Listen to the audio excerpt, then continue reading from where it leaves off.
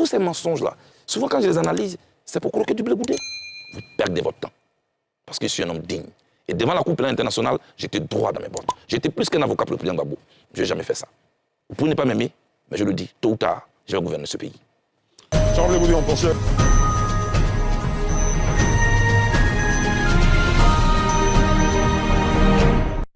Charles Blé Goudé, vous allez à présent s'aimer des paroles dans le jardin des téléspectateurs et internautes qui ont posé des questions juste après ceci.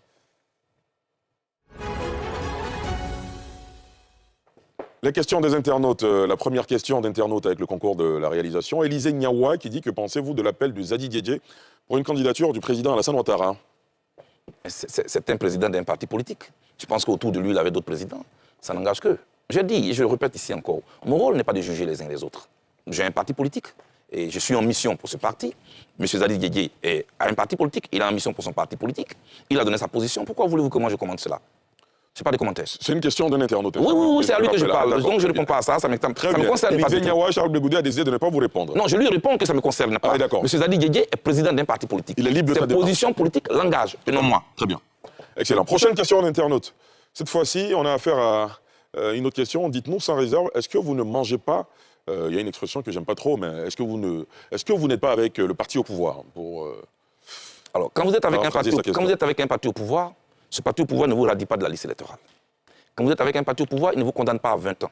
Quand vous êtes avec un parti au pouvoir, là où on peut obtenir un passeport en 3 jours, on ne vous met pas 3 ans pour l'obtenir. Quand vous êtes avec un parti au pouvoir, votre compte n'est pas gelé. Même, je vous le dis ce soir, même mon assistante, qui a 36 000 francs CFA sur son compte est gelé. Pendant que tous les autres qui quittent n'est pas mangé avec le pouvoir, eux tous, leurs comptes sont dégelés. Ils sont glaciés. Et moi qui suis condamné à 20 ans, c'est moi qu'on dit qui mange le pouvoir. Moi qui suis radié de la liste électorale, moi dont le parti politique n'a même pas de récépissé, moi qui ne peux même pas être électeur, moi dont le compte est gelé, moi dont l'assistante à son compte est gelé. Souvent quand j'écoute les gens, excusez-moi, je me dis mais c'est là où? Ou bien quand ça arrive à mon niveau, ils mettent leur cerveau en location. J'ai un problème avec ça, excusez-moi. Parce que quand même, il y a une logique dans ce qu'on fait. Quand j'en parle, j'essaie de me maîtriser. On peut ne pas aimer Blé Goudé. Je n'ai pas de médicaments pour empêcher les gens de me détester.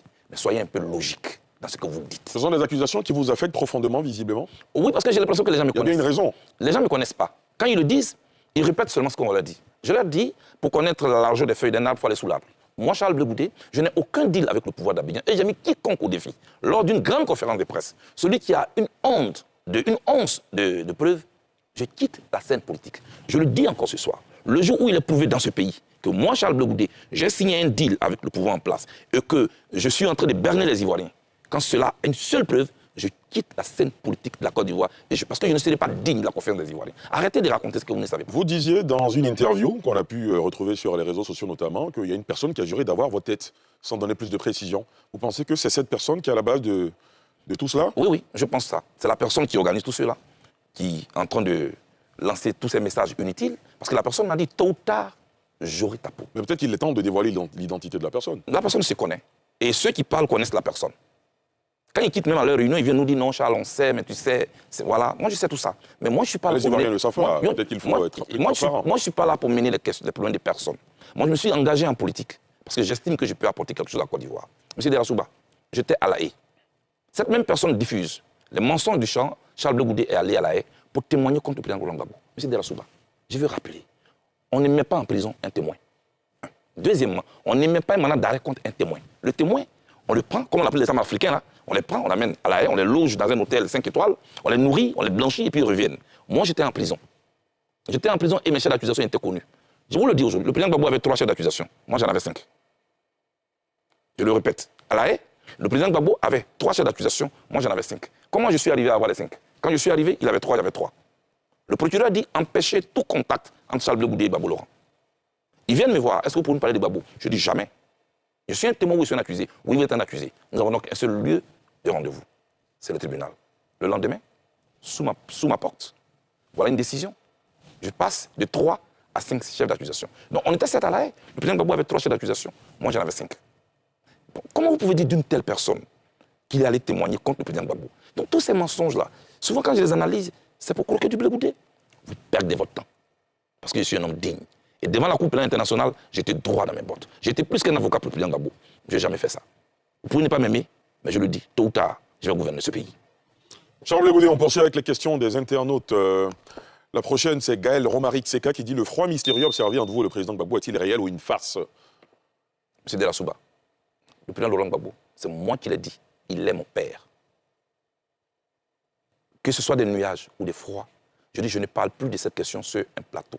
Je veux garder le bon pour moi. D'accord, on vous le concède absolument. Voilà, je ne veux pas parler du président Gbagbo. Est-ce qu'à la faveur d'un éventuel rapprochement entre les partis politiques de l'opposition, vous souhaitez quand même que les choses s'améliorent dans vos rapports avec lui? Il y a des questions que le temps règle. Ce qui compte, c'est votre posture pendant les moments de froid. Pour ne pas en faire trop, pour ne pas en dire trop. Et que le moment venu, celui qui estime a toujours raison sur moi. Quoi qu'il arrive, je n'aurai jamais raison sur le président Gbagbo. Il a raison sur moi. Sur toutes les questions. Le jour où il voudra, moi je suis là, on pourra parler. Très bien. C'est le père. Très bien. Prochaine question. Il nous reste encore 3 ou 4 questions, me dit-on. Njomo Okoni qui dit « Quelle est votre approche avec le pouvoir pour traiter la question de votre inscription sur la liste électorale ?» Nous avons écrit au pouvoir, ensemble, au sein de CAP Côte d'Ivoire. Je le répète, hier j'étais là quand la lettre s'écrivait. Et cette lettre va être remise au directoire du RHDP. Une lettre a été écrite aussi au chef de l'État, au nom de CAP Côte d'Ivoire, parce que je ne veux pas mener un chemin solitaire. Ça aussi c'est important. Et c'est lors d'une discussion que nous allons débattre de tout ça. Question d'internaute. Comment réagissez-vous aux attaques de vos amis d'hier ces derniers jours sur la toile? Jonas Palais, l'auteur de la question. La Côte d'Ivoire ne se gère pas sur la toile. M. Delassouba, j'étais allé tout récemment en tournée dans la Maraoué. Des chefs de village, des populations m'attendaient jusqu'à 23h minuit, couchés sur la route. C'est ça qui compte pour moi. Pour le reste, je pense que Martin Luther King, qu'on fête aujourd'hui à l'ONU, aux États-Unis, le Martin Luther King Day, il a été accusé d'être un traître par les partisans de Malcolm X. Nelson Mandela a été accusé d'être un traître par les jeunes de l'ANC en son temps, qui partaient en prison et qui le voyaient en train d'échanger avec les Blancs. Pourtant, ce sont les échanges entre Nelson Mandela et d'abord Peter Botha, ensuite Frédéric de Klerk, qui ont amené aujourd'hui l'Afrique du Sud à ce que l'Afrique du Sud est. Non. Moi, je ne peux pas aller avec un adversaire. Ça ne fait pas de moi un membre de son parti. Très bien. La toute dernière question d'internaute, cette fois-ci, l'œuvre de Jonas Palais qui dit « Que feriez-vous si votre lutte pour l'inscription de votre nom sur la liste électorale n'aboutissait pas ?» En général, je suis très positif. Je suis très positif. Moi, je reste convaincu qu'on va trouver une solution. C'est pourquoi je suis de ceux qui insistent pour qu'il y ait un environnement paisible, propice au dialogue. Parce que quand on veut un dialogue, il y a une posture aussi qu'on adopte pour permettre à l'autre de vous écouter. C'est ce que j'essaie de faire. Certains appellent ça un faiblard, d'autres appellent ça un mourant, d'autres appellent ça quelqu'un qui est au restaurant. C'est eux qui voient. Ce que je veux, c'est que l'adversaire comprenne qu'en demandant un dialogue, nous n'avons pas un agenda secret. Nous sommes sincères et nous voulons discuter avec le pouvoir.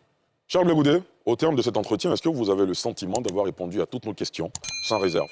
Oui, je pense l'avoir dit, et je le répète encore, non, ne faisons pas vivre aux Ivoiriens un autre cauchemar. L'histoire nous regarde, les Ivoiriens ont confiance en nous, rencontrons-nous, asseyons-nous, parlons de toutes les questions, même celles qui fâchent.